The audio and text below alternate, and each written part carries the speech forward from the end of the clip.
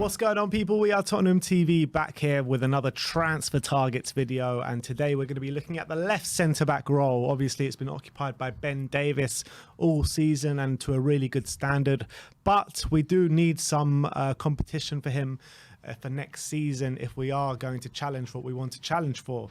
And we've picked out 5 different targets in the left centre-back role. And let's start off with the player on everyone's lips at the moment, and that is Alessandro Bastoni.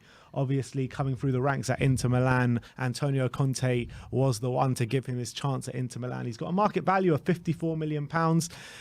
He could be the one in terms of the Inter Milan squad that they sacrifice in terms of the kind of money problems that they are going for. 23 years of age, contract ends in 2024, got a very, very high ceiling, very comfortable on the ball, and he is one who I'd love at Tottenham Hotspur. Yeah, I think that's his main, especially as well, really cultured left foot, really good in possession, good at bringing the ball out from the back as well. Conte was the one who I think gave him his debut, I think, into Milan. So they definitely have a very good relationship together. Is going to be a pricey one, but he's definitely got to be first choice considering everything surrounding him, and very aggressive as well. He's a very aggressive centre-back as well. As much as he's a cultured centre-back on the ball, he's very aggressive off it, so he's got the best of both worlds. So he's going to be a brilliant centre-back going forward. And I think as well, the fact we play a back three really suits him. So I mean, there are reports that Inter Milan aren't willing to sell for anything less than £51 million. So he's definitely going to be expensive, but definitely one worth it, I think. Yeah, I would love to get him through the door. He's got such a high ceiling as well at that age. Obviously, Antonio Conte kind of moulded him into the defender that he wanted him to be. He's had 11 caps for Italy at a ripe age of 23. So he is definitely one that we should be looking at. Let's move on and let's talk about Barcelona's Clement Lenglet. I'm not sure how he's got on this season. He's played 21 games in La Liga, grabbing himself an assist in the making. He's had 15 caps for France, 26 years of age, with a market value of only £12.5 million, which was once £54 million. I mean, we've spoken about this in the past, Clement Lenglet. We've linked with him over the last couple of years. What's your feelings towards him? Because I remember you were quite positive towards him. Yeah, I'm a fan of him. I don't think he's maybe as aggressive as the others that we might be talking about. He's definitely very good on the ball. He's got a really good pass on him. His passing stats are very, very strong, and he's definitely one who, if you're playing in maybe an Ajax or something, he would be, I think, a good fit. In terms of Conte's system, I still think he could be decent at it. I don't think he's perfect, and I think that his lack of aggression will probably count against him. He's maybe a bit too easy to get past or bully. But I do think he's a very good on-the-ball centre-back. And from the left-hand side, I could help. I do worry about him going into wide areas, though, a bit. With his contract running until 2026, got a long contract. Why is his market value so low at £12.5 million when it was once £54 million? Because he's dropped off massively at Barcelona. Obviously, Barca have been through a rough ride past few years, and he's not. He's definitely included in that, and he's definitely been out of form, out of favour. They signed what's his name? Obviously, they got Piqué, he's been there for years, and they got that Araujo. Yeah, Araujo, yeah, so he starts a lot of their games now. So it hasn't really been a look-in for Lenglet that much last season. I think he's had a few injuries as well. I think he's had a few injury problems, so it's probably contributed to his value dropping quite badly. But I do think he's a good centre-back. He's probably not the one I'd go for, though. Yeah, I'd agree with that. Let's move on to another impressive young centre-back in Josko Gvardiol of RB Leipzig.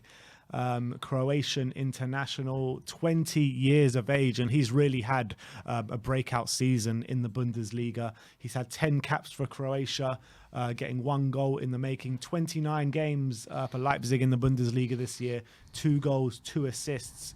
But, you know, his market value is 27 with his contract expiring at 2026, but you're probably looking at a lot more than that if you want to sign him this year.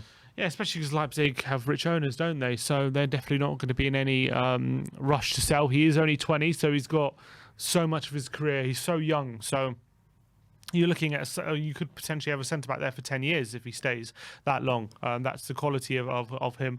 He's really had a brilliant season at Leipzig. He's so aggressive. He is so aggressive off the ball. He's really hard to, when you're an attacker going at him or trying to shield him off, he's nearly impossible to shake off.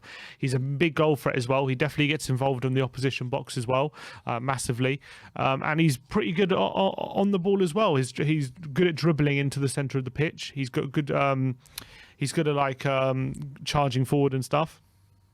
And he's a good passer. So I think in terms of potential, he might be the best on the list. But he's probably going to be the most expensive as well.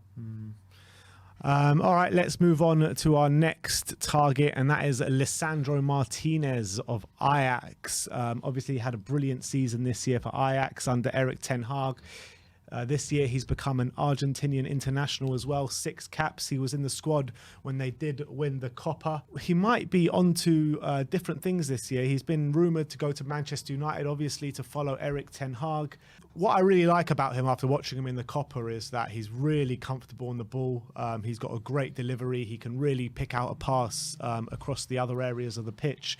And he's also aggressive there at the back. And I felt like he really complemented Christian Romero really well at the Copa America. So this could be one to keep your eyes on. Definitely one who likes to play, who usually plays in the back too. So would need a bit of adjusting, but you could argue might be the best on the ball of this list. I think his Ajax training and stuff like that has definitely led him to being a really good player of centre back on the ball. I really like the look of him for Ajax. Just question marks over his defending because he's used to playing in the Dutch league where he's not put under that much pressure, or the pressure he is put under is physically not going to be the same level as Premier League defenders. Or so, obviously, the fact that he's done well, if he has done well internationally, that would be good. But I don't know. I feel like there are question marks there over whether he'd be physically ready for the Premier League. Yeah, to be fair, though, Ajax had a pretty good Champions League campaign, didn't they? They won every single game in the group stages. I'm not sure where they got to. They lost to Benfica, though, didn't they? Yeah, that's true. They did lose to Benfica. But, I mean, every time I've seen him play, which is just a bite size of what he's done, I've been super impressed. So he's one I'd definitely like to have in through the door. And last but not least, Pau Torres. Obviously, Spurs were heavily linked with him last summer. We had a bid accepted, but he wanted to stay for Champions League football. It's rumoured that he is likely to move on this summer. Again, Manchester United heavily linked with him. Chelsea linked with him as well. What's your opinions on Pau Torres? I think he's brilliant. I love Pau Torres, and I think he showed in the Champions League run for Villarreal how much of a physical defender he is. I think he had to do an amazing job when they played Bayern Munich in the over 2 legs. I thought he was brilliant in over those 2 legs to keep out Lewandowski, keep him quiet anyway. I think he showed that he could compete in the Premier League during that run. I think on the ball as well. I think he's a really cultured defender. So I think he'd do really well in the Premier League. I don't think he's maybe as perfect as Bastoni or Gvardiol off the ball. But I do think in terms of the whole package, he's definitely up there. So he's definitely one who, if we can't get our first choice targets, he's definitely one I'd seriously consider because I think he's got a lot of quality. Yeah, I agree with you. He's got a lot of quality, and I think like there were question marks over how aggressive he can be on a football pitch. But when I was watching him against Liverpool, I actually saw that aggressive streak that he actually has to his game. Because obviously we don't get to see him week in, week out in La Liga, and we don't know consistently what he's like, but in that Liverpool game alone, I thought he was absolutely brilliant. It should seem against Bayern. He was unbelievable against Bayern, man, and he was really showed what that might be the game I'm thinking of, to be honest. But might be he was brilliant. He was absolutely he was brilliant the whole Champions League run, and I think he was trying his hardest to get his boyhood club to the final. Didn't quite happen for him, but I think 50 million. I don't know if it'll be us, but I think someone's going to get a brilliant centre back. Yeah. So those are the 5 we've looked at. We've looked at Alessandro Bastoni, Clement Lenglet, Josko Gvardiol, Lisandro Martinez, and Pau Torres. For me, Bastoni's got to be number 1.